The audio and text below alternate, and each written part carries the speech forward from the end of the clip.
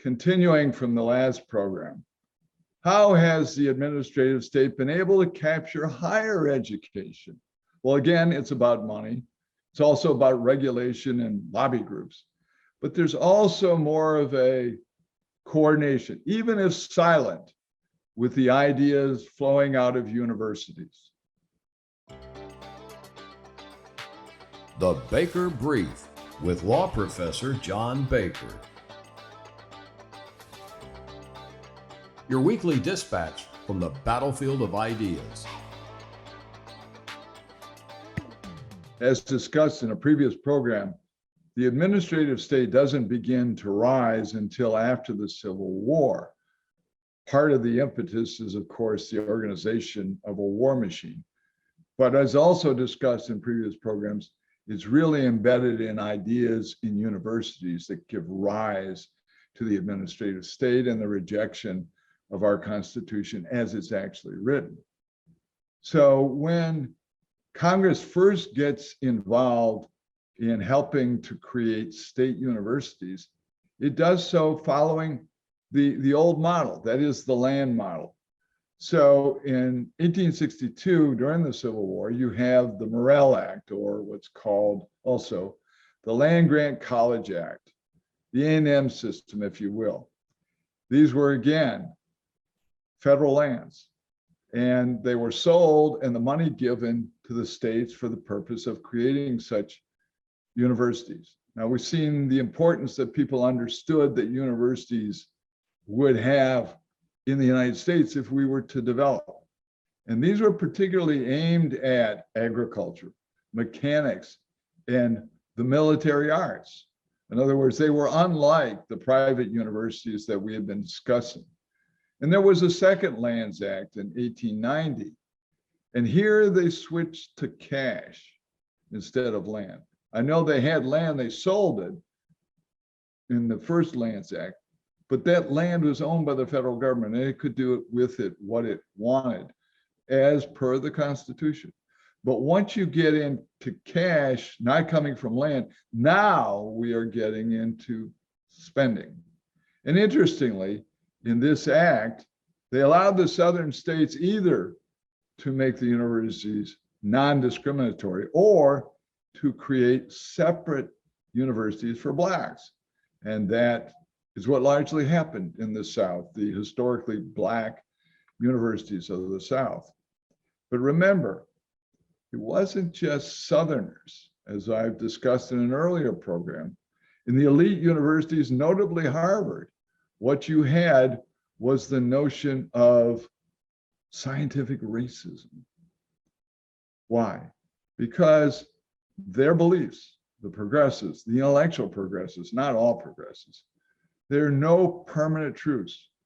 We are moving historically to changing circumstances, and we have to move away from the kind of education that prior to the Civil War was grounded in what are known as constitutional catechisms.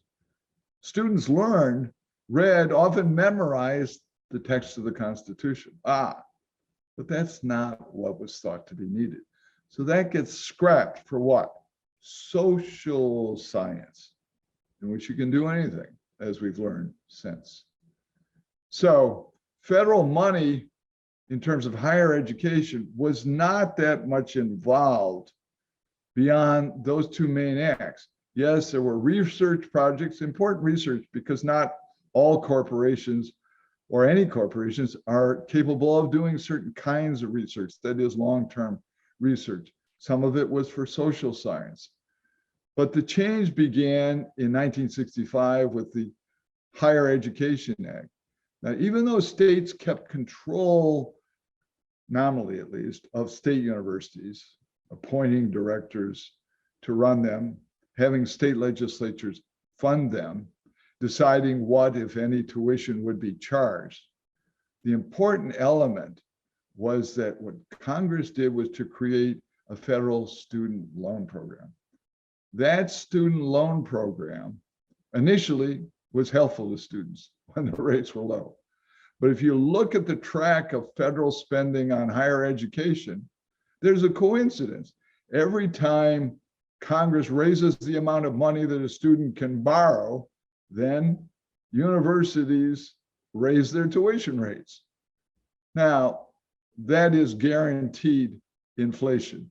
And for no surprise, education inflation at the higher education level has way outpaced inflation for many years.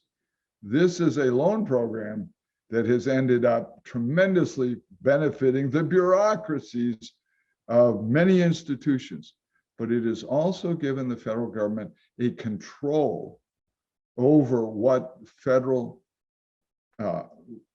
state universities and private universities can actually do if they take any federal money. But they could not take any other money, but have their students take the money, which they do in order to pay tuition. And yet that counts, and it puts them under the federal bureaucracy. That's what's going on, has been going on for a long time. Well, can't colleges or universities that choose to just get out of the federal student aid program altogether if they want to get rid of the regulation? Well, it's not as easy as it sounds. Large universities simply won't or can't do it because they are dependent on other federal grants as well that make them, in many cases, research universities. So they're not going to do that. It doesn't add that much more to the problems they already have.